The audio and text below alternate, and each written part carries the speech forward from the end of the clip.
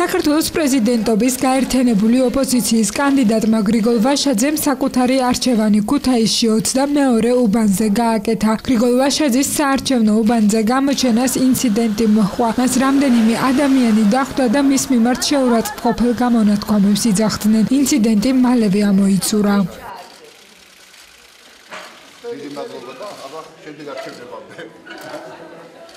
მოგესალმებით, უპირველეს ყოვლისა, დღეს საპრეზიდენტო არჩევნების მეორე ტური არის და იმედი მაქვს, რომ ჩვენი მოქალაქეები, საქართველოს მოქალაქეები, ადამიანები, ვინც 1990 წლიდან კმილებით ინარჩუნებენ დემოკრატიას ამ ქვეყანაში, ადამიანები, ვინც ყველაფერს აკეთებენ, რომ შეინარჩუნონ სახელმწიფოებრიობა, ადამიანები, ვინც ყველაფერს აკეთებენ იმისათვის, რომ ჩვენ ქვეყანაში სამ სვეტზე იყოს დაფუძნებული სახელმწიფო თანასწორობა, სამართლიანობა, განვითარება, აი ეს ადამიანები დღეს ყველა მოვლენ საარჩევნო უბნებზე და გააკეთებენ სწორ არჩევანს, იმიტომ რომ საქართველოს უაზროდ, უვიცად, ფუჭად დასახარჯი დრო მეტი აღარ აქვს. გრიგოლ ვაშაძე საარჩევნო უბანზე მეუღლესთან და შვილთან ერთად მივიდა. პრიმა ბალერინამ ჟურნალისტებთან განაცხადა, რომ არჩევანი თბილისში გააკეთა და ქუთაისში მეუღლის მხარდასაჭერად ჩამოვიდა. დილით გავაკეთე არჩევანი და ეხლა ჩამოვყევი ჩემს მეუღლეს, რომ მასთან ერთად მას გვერდზე ვიყო.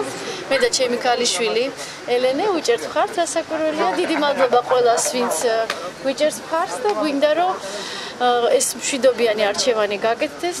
ყველას გთხოვთ, რომ მობრძანდეთ და ჩვენი მოვალეობა მოვიხადოთ. მოდი. რა მოლოდინები გაქვთ ხალხო? კარგი მოლოდინები მაქვს.